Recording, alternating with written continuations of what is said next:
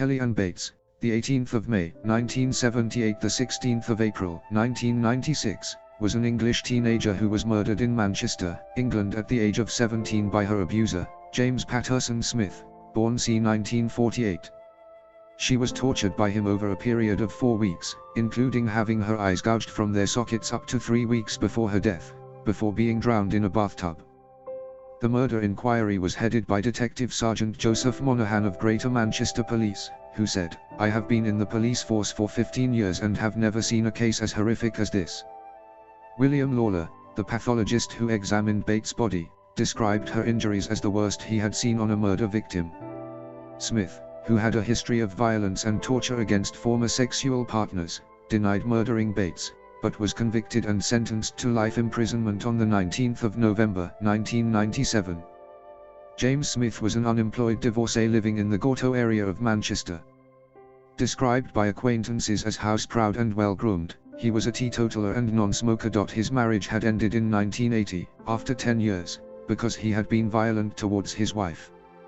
His next relationship was with 20-year-old Tina Watson, whom between 1980 and 1982 he used as a punch bag, even subjecting her to severe beatings while she was pregnant with his child. She said, "At first it was now and again, just a little tap.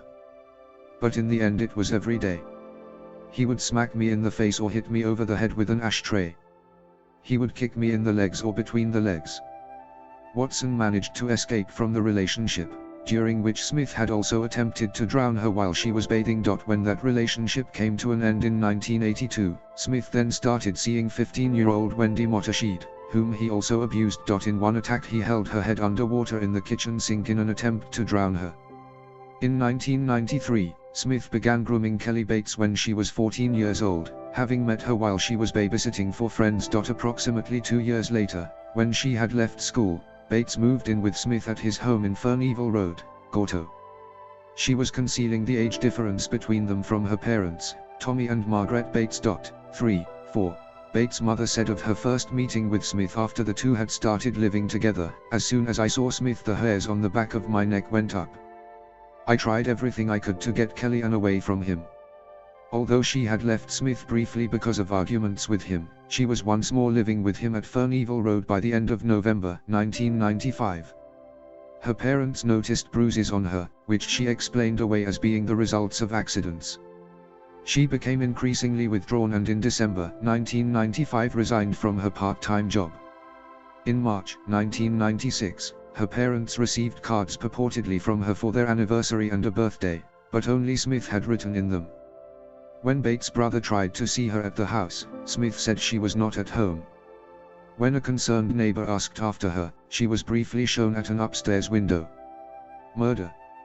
On the 16th of April 1996, Smith reported to authorities that he had accidentally killed his girlfriend during an argument in a bathtub, claiming that she had inhaled water and died following his attempts at resuscitation. He also claimed that she often pretended to be unconscious. Police went to Smith's address and found Bates' naked body in a bedroom. Her blood was found throughout the house, and a post-mortem examination revealed over 150 separate injuries on her body. During the last month of her life she had been kept bound, sometimes tied to a radiator or furniture by her hair, other times by her neck using a ligature. William Lawler, the Home Office pathologist who examined her body, said, "In my career, I have examined almost 600 victims of homicide, but I have never come across injuries so extensive." The following injuries were found on Bates' body: scalding to her buttocks and left leg, burns on her thigh caused by the application of a hot iron, a fractured arm, multiple stab wounds caused by knives, forks and scissors, stab wounds inside her mouth, crush injuries to both hands, mutilation of her ears, nose, eyebrows, mouth, lips and genitalia, wounds caused by a spade and pruning shears, both eyes gouged out, later stab wounds to the empty eye sockets, partial scalping. The pathologist determined that her eyes had been removed not less than 5 days and not more than 3 weeks before her death. She had been starved, having lost around 20 kilograms in weight, and had not received water for several days before her death. Peter Openshaw, the prosecutor in Smith's trial, said, "It was as if he deliberately disfigured her, causing her the utmost pain, distress and degradation.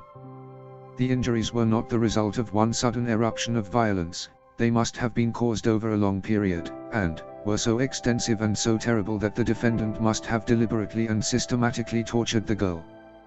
The cause of death was drowning, immediately prior to which she had been beaten about the head with a showerhead. Trial. Smith denied murder and claimed Bates would put me through hell winding me up. He also claimed that Bates had taunted him about his dead mother and had a bad habit of hurting herself to make it look worse on me. When asked to explain why he had blinded, stabbed, and battered Bates, he said she had dared him to do it, challenging him to do her harm. Gillian Mizzi, a consultant psychiatrist, told the court that Smith had a severe paranoid disorder with morbid jealousy and lived in a distorted reality. The jury at Manchester Crown Court took 1 hour to find 49-year-old Smith guilty of Bates' murder.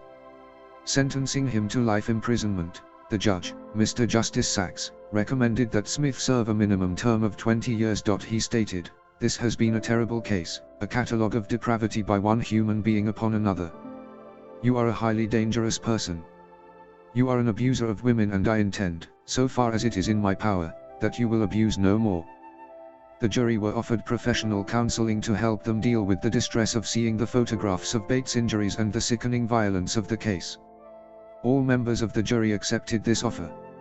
As for Margaret Bates, she still thinks back to that moment in the kitchen when she first met Smith. "It was a bizarre thought," she said, of her desire to kill him right there. "I would never normally think of anything so violent, and now I wonder whether it was some sort of sixth sense."